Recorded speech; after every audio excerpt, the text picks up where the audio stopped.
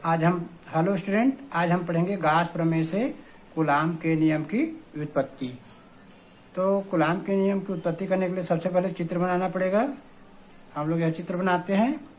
एक बिंदु लेते हैं O और O पर रखते हैं प्लस Q आवेश।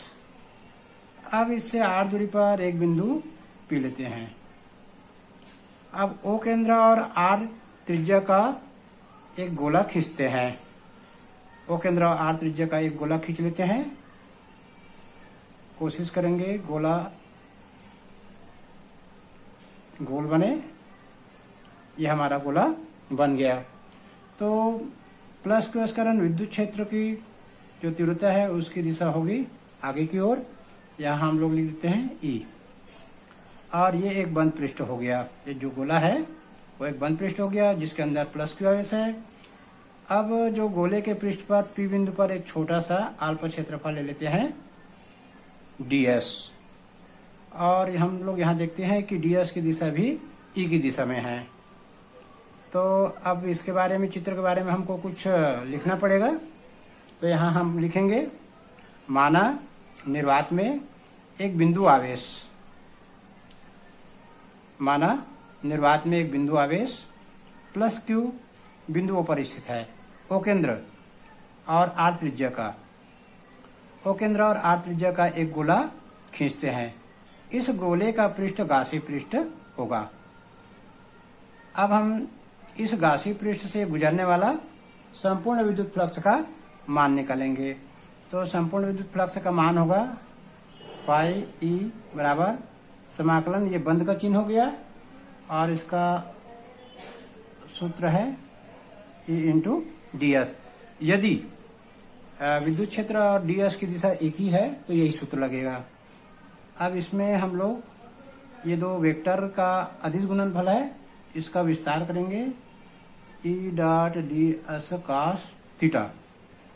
अब यहाँ पर हम लोग चूंकि E और ds की दिशा एक ही है तो हम लोग यहाँ पर थीटा की जगह 0 रख देंगे। अब चूंकि cos थीटा का मान 1 होता है तो ये जो सूत्र है वो इस प्रकार से हो जाएगा, E डॉट ds इधर आ जाएगा फाई E। अब ये जो राशि निश्चित है, E का मान निश्चित होता है तो उसको समाकलन से बाहर कर देंगे। ये हमने समाकलन से बाहर कर दिया और समाकलन के अंदर आ गया E ds। तो हम लोग जानते हैं समाकलन ds मीन्स जो छोटा क्षेत्रफल है तो गोले का संपूर्ण पृष्ठ का क्षेत्रफल यहाँ पर रखना है ds की जगह। तो यहाँ रख देंगे A इंटू गोले का पृष्ठीय क्षेत्रफल होता है 4 पाई r का स्क्वायर।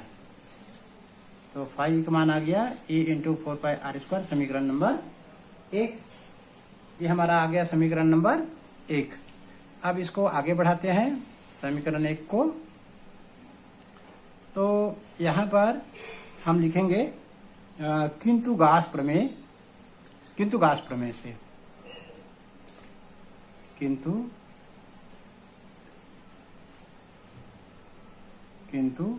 गाउस प्रमेय से। गाउस प्रमेय से क्या होता है, हम लोग पढ़ चुके हैं कि बंद पृष्ठ के अंदर उपस्थित प्लस Q आवेश से गुजरने वाला जो फ्लक्स का मान होता है वो आवेश और 1/ε0 गुना के बराबर होता है। ये हो गया समीकरण नंबर 2। समीकरण 2 आ गया। अब हम लोग देखेंगे समीकरण 1 और 2 में जो बायां पक्ष है बराबर है तो तुलना करेंगे। अब यहाँ लिखेंगे समीकरण 1 और 2 से, समीकरण 1 व 2 से दोनों की तुलना करेंगे। तो समीकरण 1 का जो E इंटू 4 पाई r स्क्वायर को रख देंगे और दूसरे साइड रखेंगे Q इंटू 1/ε0।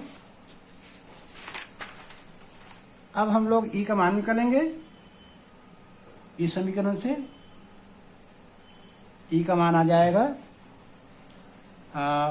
1/, ये 4 पाई r स्क्वायर इधर जाएगा, 1/4 पाई r स्क्वायर इंटू क्यू बटे एप्सिलॉन 0।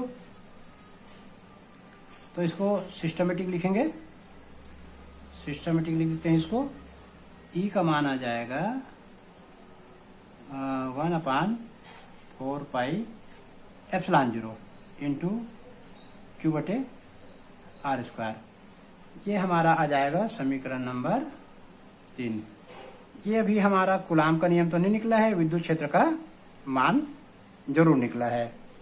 अब यहां पर हम थोड़ा लिखेंगे, यदि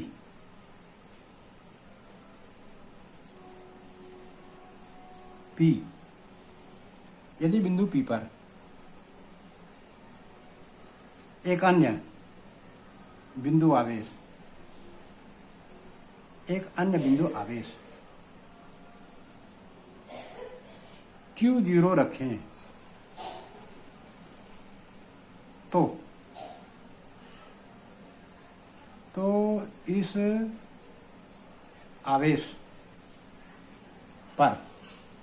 इस आवेश पर लगने वाला बल, यदि बिंदु P पर अन्य बिंदु आवेश Q0 रखे तो इस आवेश पर लगने वाला बल, हम लोग जानते हैं बल का सूत्र F बराबर होता है Q0E। ये जो सूत्र आया है वो आया है विद्युत क्षेत्र की जो परिभाषा होता है वहां से आया है। यह होता है विद्युत क्षेत्र का सूत्र, यहां से सूत्र निकल गया F का मान। अब इस समीकरण में E का मान हम समीकरण 3 से रख देंगे, यहां लिखेंगे समीकरण 3 से E का मान, समीकरण 3 से E का मान रखने पर तो ये F का मान आ जाएगा, Q0 पहले से है और E का मान 1/4 पाई एप्सिलॉन 0 इंटू क्यू बटे r²। तो F का मान क्या हो जाएगा, F का मान आ जाएगा 1/4 पाई एप्सिलॉन 0 इंटू Q0 बटे r²। तो ये कूलाम का नियम निकल गया गाउस प्रमेय की सहायता से। अब यहां लिखेंगे यही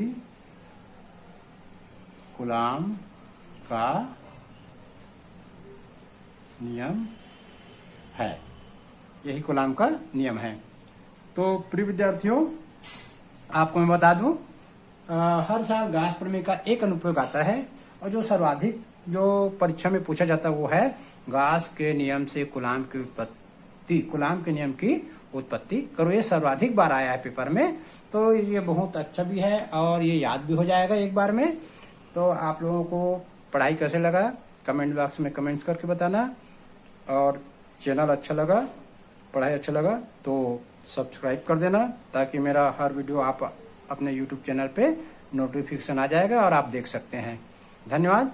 कल फिर एक नया टॉपिक लेके हम लोग आएंगे और गाउस प्रमेय के अनुप्रयोग का दूसरा अनुप्रयोग कल हम पढ़ेंगे। धन्यवाद।